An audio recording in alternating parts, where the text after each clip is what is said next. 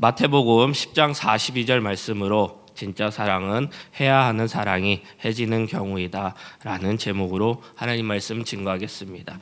지금 코로나19 바이러스 상황이긴 하지만 프로야구나 프로축구가 무관중으로 경기를 하고 있습니다. 저 역시도 가끔 재미있게 보고 있습니다. 그 중에 각 팀마다 주장이나 그 팀을 대표하는 에이스가 있을 것입니다. 한 시즌 동안 주장이나 에이스 선수들이 슬럼프에 빠지는 경우가 있을 것입니다. 그럴 때 먼저 하는 것이 무엇입니까? 먼저 휴식 시간을 충분히 줄 것이고 정신적으로도 팀에 미치는 영향력과 선수에 대한 필요성을 다시 재정립시켜 줄 것입니다. 그 선수에게 칭찬과 격려를 많이 해줄 것입니다. 팀에서 가지는 주장이나 에이스의 위치를 다시금 인식시켜 줄 것입니다. 이것은 무엇입니까? 강한 정신력, 선수가 가지는 프로 선수의 정체성을 인식시켜 주는 것입니다. 마태복음 10장은 예수님께서 12 제자들을 세우시고 제자들에게 주시는 말씀입니다. 당부의 말씀이고 부탁의 말씀이고 배움의 말씀입니다. 예수님의 말씀대로 제자들에게 이 세상에 나갈 준비를 하게 하는 것입니다. 5절에서부터 12절 말씀입니다. 예수님께서 제자들에게 하시는 구체적인 말씀입니다. 5절부터 12절 말씀입니다. 예수께서 이 12를 내보내시며 명하여 이르시되 이방인 길로도 가지 말고 사마리아 내 고래도 들어가지 말고 오히려 이스라엘 집에 잃어버린 양들에게 가라. 가면서 전파하여 말하되 천국이 가까웠다 하고 병든 자들을 고치며 죽은 자를 살리며 나병한 자를 깨끗하게 하며 귀신을 쫓아내되 너희가 거저 받았으니 거저 주라. 너희 전대에 금이나 은이나 동으로 가지지 말고 여행을 위하여 배낭이나 두벌 옷이나 신이나 지팡이를 가지지 말라. 이는 일꾼이 자기 먹을 것 받은 것이 마땅함이라. 어떤 성이나 마을에 들어가든지 그 중에 합당한 자를 찾아내어 너희가 떠나기까지 거기서 머물라. 또 그 집에 들어가면서 편안하기를 빌라. 예수님께서 구체적으로 제자들에게 말씀과 행동을 가르쳐 주십니다. 제자된 우리도 예수님의 말씀을 하나하나 묵상하면서 배워야 할 것입니다. 그리고 예수님께서 더 나아가 12절 이후의 말씀을 통해서 제자들은 미움을 받을 것이라 말씀하십니다. 그 길은 어렵고 힘든 길인 것입니다. 고난과 핍박이 있다는 것입니다. 예수의 길은, 제자의 길은 미움받는 길이고 십자가의 길이고 고난과 핍박의 길이고 좁은 길 것입니다. 그러나 예수님께서는 제자들 그리고 우리들을 그 길로 인도하시고 계십니다. 지금도 예수님께서는 우리에게 찾아와 주시고 우리를 제자 삼아 주시고 계십니다. 예수의 길로 초대하고 계십니다. 교회와 그리고 우리 자신에게 초대하는 것입니다. 지금 시대의 특징이 되어버리는 것이 있습니다. 특히 교회와 개신교의 특징이 되어버리는 것이 있습니다. 그것은 형식적인 것, 아무 생각 없는 종교인들이 많아졌다는 것입니다. 그만큼 진짜 믿는 진실된 신앙인들이 없다는 것입니다. 말씀이 없는, 아무 지식이 없는 종교인들이 많다는 것입니다. 현실적인 생활, 종교 생활로 통해 더욱더 구체화되고 있는 것이 지금 시대의 특징입니다. 지금의 교회들은 종교인들로만 가득한 것입니다. 코로나19 바이러스를 통해 교회들이 알게 된 사실이 무엇입니까? 종교인이 아닌 신앙인이 적다는 것입니다. 그것을 우리는 인식하고 생각해 봐야 합니다. 이럴 때일수록 말씀을 읽고 살펴보는 것이 중요합니다. 성경을 보는 것이 중요합니다. 우리는 이 땅에서 하나님의 특별하신 계획 속에 살아가고 있습니다. 그것은 제자의 삶을 사는 것입니다. 예수님의 제자로 말입니다. 말씀을 풀어가는 삶, 그것이 제자의 길, 예수님의 말씀하시는 길을 살아가는 것입니다. 특히 오늘 본문 말씀은 본격적으로 이 세상에 제자들이 전도의 시작으로 마지막으로 예수님께서 주시는 말씀입니다. 그 말씀을 통하여 은혜 받으시고 잘 기억하시고 묵상하시기 바랍니다. 말씀처럼 뱀처럼 지혜롭고 비둘기처럼 순결한 제자들이 되시기를 기도합니다. 예수님의 말씀을 살펴봄으로써 우리도 제자의 모습을 살펴보고 그 삶을 살기를 바랍니다. 첫 번째는 예수님의 제자는 제자의 정체성으로 확고하게 살아가고 있다는 것입니다. 우리는 우리의 정체성을 살피며 살아가는 것이 중요합니다. 사회가 어렵고 혼잡할수록, 그리고 많은 유혹 속에, 정보의 홍수 속에 우리의 정체성은 흔들리게 되기 때문입니다. 벌써 많은 사람들이 흔들리고 있을 줄 압니다. 지금 이 시대의 문제점은 각자 자신에 대한 정체성 혼란이 문제인 것입니다. 내가 누구인지, 내가 왜 살아가는지, 내가 이 시간 무엇을 하는 것인지, 내가 무엇을 전공하고 왜 내 이 직장을 가지고 있는 것인지 무의미하게 시간을 보내고 있다는 것입니다. 올바른 정체성, 나 자신을, 우리 자신을 새롭게 하기 위해 우리의 정체성을 새롭게 해야 합니다. 말씀 보겠습니다. 10장 1절 말씀입니다. 예수께서 그의 12제자들을 부르사 더러운 귀신을 쫓아내며 모든 병과 모든 악한 것을 고치는 권능을 주시니라. 예수님께서는 12제자를 부르셨습니다. 제자들을 예수님의 제자로 세우셨습니다. 그들은 부족했고 소외당했고 손가락질 당했던 자들이었습니다. 그들을 제자로 세우셨다는 것입니다. 그리고 예수님께서 그들을 세상에 나아가도록 하셨습니다. 능력을 주시고 권능까지 주셨습니다. 이 모든 것은 제자들에게는 하나님의 은혜요, 하나님의 사랑이었던 것입니다. 예수님께서 제자들에게 중요하게 말씀하신 것은 무엇일까요? 그것은 바로 예수님의 제자로 바른 정체성을 새롭게 심어 주신 것입니다. 다시 한번 정체성을 붙잡고 나아가길 바라는 것입니다. 말씀 보겠습니다. 40절에서 42절 말씀입니다. 너희를 영접하는 자를 나를 영접할 것이요 나를 영접하는 자를 나는 보내신 이를 영접하는 것이니라. 선지자의 이름으로 선지자를 영접하는 자는 선지자의 상을 받을 것이요 의인의 이름으로 의인을 영접하는 자는 의인의 상을 받을 것이요 또 누구든지 제자의 이름으로 이 작은 자 중 하나의 냉수 한 그릇이라도 주는 자는 내가 진실로 너에게 이르노니 그 사람이 결단코 상을 잊지 아니하시니라. 오늘 설교 말씀을 준비하면서 다양한 번역의 성경을 살펴보았습니다. 그 중에 말씀 구절을 새롭게 해석한 것이 있었습니다. 말씀을 준비하면서 계속해서 떠나지 않는 단어가 있었습니다. 그것은 유진 피터슨의 메시지 성경이었습니다. 마태복음 10장 40절에서 42절 말씀 중에 메시지 성경의 일부분입니다. 누구든지 내가 하는 일을 받아들이는 사람을 나를 보내신 내 아들을 받아들이는 것이다. 하나님의 신분으로 받아들이는 것은 하나님의 심부름이 되는 것이나 마찬가지다. 누군가의 도움을 받아들이는 것은 누군가에게 도움을 베푸는 것이나 다름없다. 유진 피터슨은 선지자를, 의인을, 제자를 하나님의 심부름꾼으로 말하고 있습니다. 하나님의 심부름꾼, 이것이 제 머릿속에 계속 떠나지 않았던 것이었습니다. 말씀을 준비해서 많은 묵상을 하게 되었습니다. 하나님의 심부름꾼은 우리는 누구입니까? 예수님의 제자로 살아가는 하나님의 심부름꾼입니다. 예수님의 제자들은 하나님의 신분꾼들이었습니다. 그렇게 부름을 받았고 제자로 쓰임받게 되는 것입니다. 그들의 부르심 속에 제자로서 세상에 첫 발을 나가게 되는 것입니다. 자기 정체성이 있어야 할 것입니다. 세상은 결코 만만한 곳이 아니기 때문입니다. 미움을 당할 곳이고 고난과 핍박이 있는 곳입니다. 흔들릴 때가 너무나 많을 것입니다. 그래서 하나님의 신분꾼으로 하나님이 주시는 사명을 붙들고 바른 전체성을 세워 나가야 합니다. 우리도 마찬가지입니다. 우리는 하나님의 신분꾼들입니다. 우리는 하나님께서 부르신 자들입니다. 우리를 미리 선택하셨고 제자로 삼아 주신 것입니다. 그 은혜가 우리의 정체성을 새롭게 세워줄 것입니다. 그래야 이 땅에서 하나님의 사명을 감당하고 살아갈 것입니다. 이 땅에 빛과 소음으로 살아가게 될 것이고 예수의 길, 좁은 길로 가게 될 것입니다. 예수님께서는 산상수훈으로 제자들과 우리에게 말씀하셨습니다. 그 말씀에 순종하며 제자로서 이 땅에 나아가면 되는 것입니다. 하나님의 심부름꾼으로 말입니다. 그러면 하나님의 심부름꾼의 특징은 무엇입니까? 첫 번째는 심부름꾼은 수동적이라는 것입니다. 심부름꾼은 스스로 행동하는 것이 아닙니다. 심부름꾼은 시키는 자에 따라 움직이는 것입니다. 수동적으로 행동한다는 것.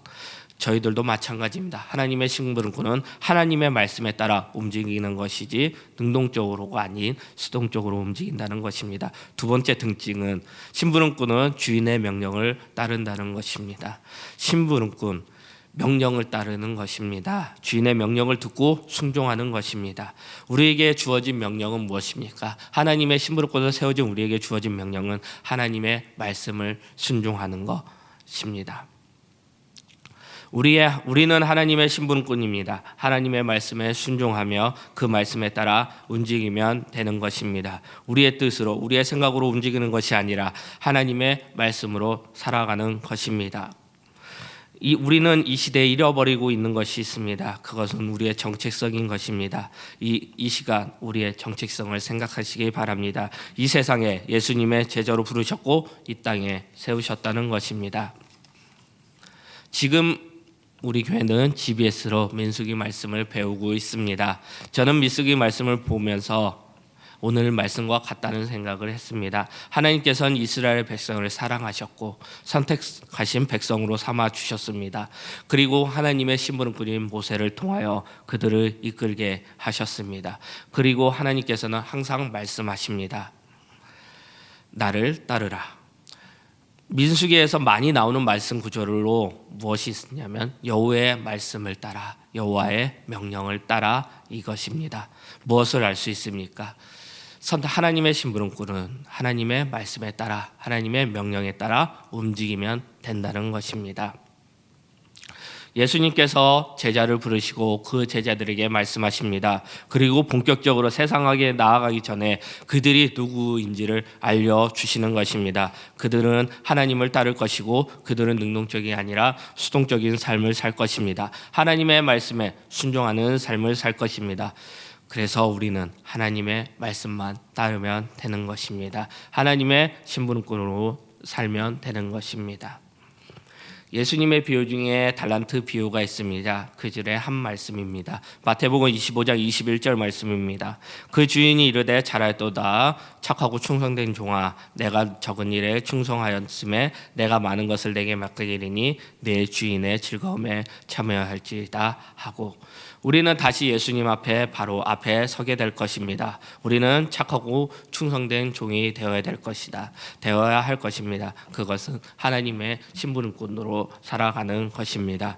우리는 예수님의 제자로서 이 땅에서 살아가고 있습니다. 하나님의 심부름꾼으로 살아가야 하는 것입니다. 이 세상은 결코 만만하지 않습니다. 점점 초대교회 상황의 분위기로 되어가고 있습니다. 우리는 무너지지 않아야 합니다. 이 시간 다시 일어서야 합니다.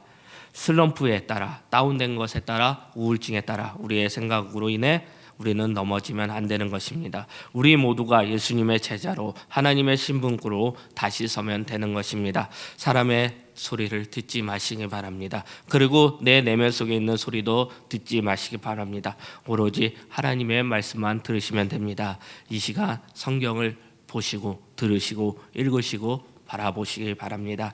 하나님의 신분으로 사명을 감당하시기 바랍니다.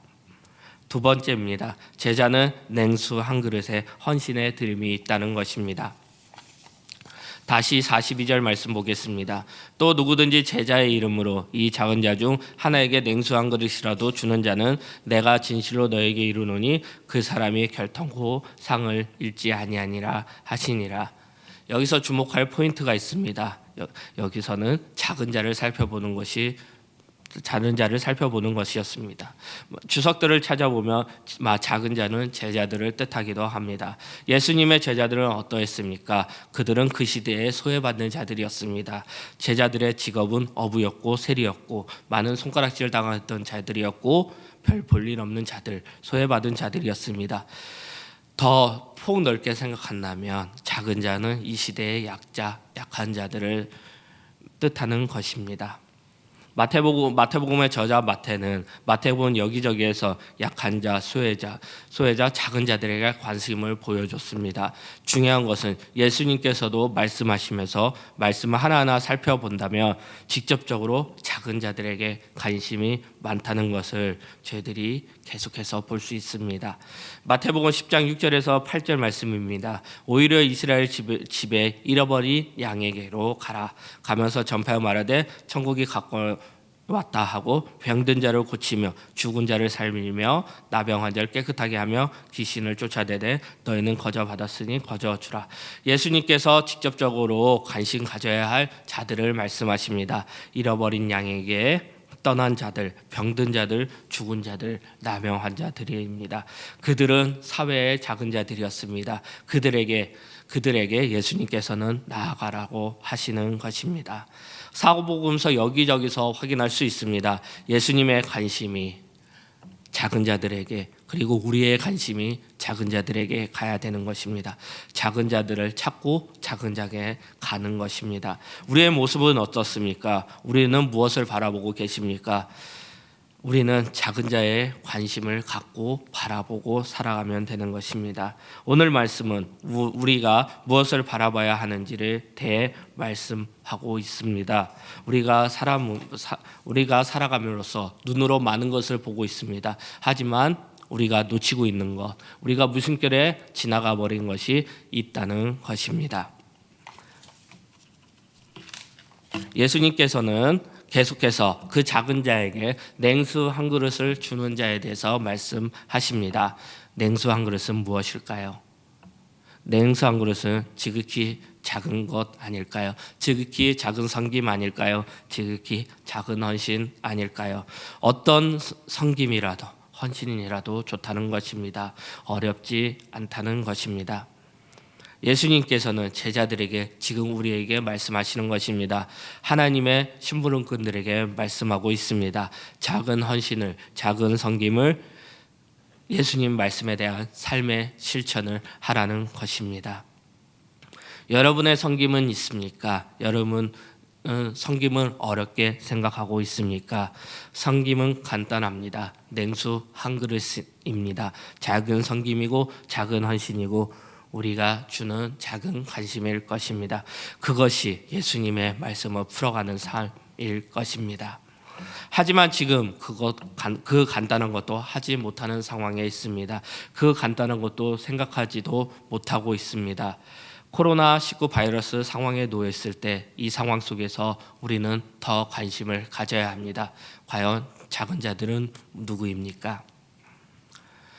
베스트셀러가 있습니다. 1cm의 다이빙이라는 책이 있습니다. 실제로 다이빙하는 것은 아니고 비유의 말입니다. 현실에서 딱 1cm를 벗어나면 행복하게 작은 행복을 느낄 수 있다는 것입니다. 별거 아닌 행복을 찾는 작은 몸부림을 볼 수 있습니다. 거대한 부분을 바꾸는 것이 아니라 작고 초라한 부분에서 시작한다는 것입니다. 이 책은 많은 질문과 답을 통해서 작은 행복을 찾고 있습니다. 그 행복을 보여주고 있습니다. 정말 별거 아니고 정말 특별한 것도 아닌 것입니다. 사람들은 1cm만 벗어나 행복을 찾고자 많은 노력을 하고자 하는 것 같습니다. 우리도 1cm만 벗어나면 행복을 찾을 수 있습니다. 그것은 하나님의 사랑을 전하는 냉수 한 그릇입니다. 우리 주변에 우리가 보고 같이 살아가는 곳에 냉수 한 그릇을 주는 것입니다. 냉수 한 그릇이 나에게 주는 행복과 기쁨을 충분히 찾을 수 있을 것입니다. 지금의 교회 그리고 우리의 교인들의 모습 속에 이기적인 모습은 있지 않습니까? 주변을 생각하지 않고 나를 이 세상의 주인공으로 살아가고 있지 않습니까? 나의 성공으로, 나의 이익으로 인해 주변을 무시하거나 전혀 생각지 아니하고 있지 않습니까? 이 모든 것은 우리가 바라보지 않고 우리 자신만 생각하는 문제, 여유가 없다는 것입니다. 냉수 한 그릇에 헌신의 드림이 없다는 것입니다. 내 주변을 바라보기 위해 작은 자를 살펴보기 위해서는 우리에게 여유가 필요합니다. 우리 주변을 살펴볼 수 있는 시간이 필요하다는 것입니다. 주변을 살펴볼 수 있는 시간에서 여유가 나오는 것입니다. 그 시간은 무엇일까요? 우리가 하나님께 드리는 기도의 시간. 그 시간이 우리를 주변을 살펴볼 수 있고 여유를 줄 것입니다. 그 기도의 시간을 꼭 가지시기 바랍니다. 그 여유 속에서 냉수한 그릇에 섬김의 드림, 헌심의 드림을 하게 되는 것입니다. 예수님의 제자로서 마땅한 가져야 할 것을 하게 될 것입니다. 우리 주변에도 찾아보고자 합니다. 목사님께서도 인용하셨죠. 그 청년 바보이사. 저는 이제 두 번째 책인데요. 그 청년 바보이사 두 번째 이야기의 책입니다. 안수의 형제는 한 달에 10개 정도의 찬양 테이프와 7권에서 8권의 신앙 서적을 가지고 친구에게, 환자 또는 병원 사람들에게 나눠주는 일을 했다고 합니다. 바쁜 활동 속에서도, 의사로서 바쁜 시간 속에서도 그는 환자들을 찾아다녔고 병원의 사람들을 찾아다녔고 주변 친구들을 찾아다녔습니다. 그들은 모두 힘든 자들이었고 어려운 자들이었고 마음이 너무나 아픈 자들이었습니다. 안수현 형제는 시각의 차이가 있었습니다. 그 시선은 작은 자들에게 있었다는 것입니다. 그리고 항상 냉수 한 그릇에 정성을 보여줬습니다. 우리에게 작은 울림이 있지 않습니까? 안수의 현재의 관심은, 시선은 예수님의 제자로 마땅한 것이었습니다. 우리도 마찬가지입니다. 쉽게 할 수 있습니다. 많은 돈이 필요한 것도 아니고 많은 시간이 필요한 것도 아닙니다. 우리의 직장에서, 우리의 가정에서, 우리의 친구들, 그리고 우리의 교회에서 정말 많은 곳이 있습니다. 그 책에서 안병무 목사님의 너는 가능성이 있다는 책의 구절을 소개했었습니다. 사랑은 두 가지가 있다. 저절로 해지는 사랑이 있고 해야 하는 사랑이 있다. 진짜 사랑은 해야 하는 사랑이 해지는 경우이다. 우리에게 주는 인사이트가 크다고 생각합니다. 사랑은 해야 되는 것입니다. 사랑은 실천이고 행동일 것입니다. 하나님의 사랑으로 이 땅에 예수님을 보내주셨고 우리는 구원의 은혜를 받았습니다. 그 사랑으로, 감사함으로, 은혜로 나아가야 합니다. 그 사랑은 우리의 실천과 행동이 계속되어야 합니다. 그러면 우리의 사랑이 해지게 될 것입니다. 해지게 되는 것은 축복이고 진짜 사랑인 것입니다. 우리의 사랑의 모습은 어떻습니까? 해지고 있습니까? 아니면 아직도 싱싱한 새 사랑의 모습입니까? 우리는 신약시대 바리새인, 율법학자, 서기관이 되어서는 안 됩니다. 그들은 주변 사람들에 대해 율법의 잣대로 정죄의 대상으로만 봤습니다. 지금 우리의 모습은 어떻습니까? 진짜 괜찮습니까? 정죄로만 살아가고 있습니까? 현재 교회들의 문제점은 무엇입니까? 자신들의 생각으로 만든 강한 잣대로 정죄만 하고 있는 것 아닙니까? 교회는 하나님의 사랑을 받는 자들이 모인 곳입니다. 그래서 교회는 하나님의 사랑을 실천하는 곳입니다. 우리도 하나님의 사랑을 실천해야 합니다. 세상에 나아가시기 바랍니다. 섬김의 헌신을 보여주시기 바랍니다. 작은 자에게, 소외받은 자들에게, 우리에게 마음 아파하고 힘들어하는 자들에게 냉수 한 그릇을 주시기 바랍니다. 다시 41절 말씀 보겠습니다. 또 누구든지 제자의 이름으로 이 작은 중 하나에게 냉수 한 그릇이라도 주는 자는 내가 진실로 너에게 이르노니 그 사람이 결탄코 상을 잃지 아니하니라 하시니라. 예수님께서 말씀하십니다. 작은 자에게 냉수 한 그릇을 주는 자에게 상을 주신다고 말씀하십니다. 분명히 말씀하셨습니다. 하나님의 은혜가, 축복이 여러분들에게 주어진 것입니다. 이 시간 생각해 보시기 바랍니다. 나의 냉수 한 그릇의 대상은 누구인가? 하나님의 사랑을, 예수님의 말씀처럼 사랑을 해야 하는 사랑이 해지는 것입니다. 냉수 한 그릇을 계속해서 실천하시기 바랍니다. 지금 바로 표현하시기 바랍니다. 행동하시기 바랍니다. 예수님의 말씀에 실천하시기 바랍니다. 말씀을 마무리하겠습니다. 우리는 이 땅 가운데 예수님의 제자로 부름받은 자들입니다.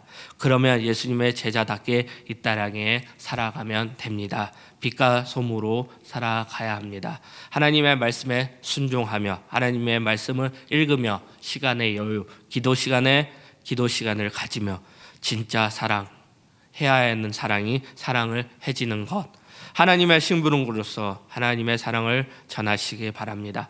여러분이 가지고 있는 사랑이 헤어지길 바랍니다. 냉수 한 그릇 우리의 주변을 살펴보시기 바랍니다. 예수님의 말씀에 실천하는 우리 홍대세교회 성도님들이 되시기를 축복합니다. 우리 다 같이 일어나셔서 예수의 길 찬양하겠습니다.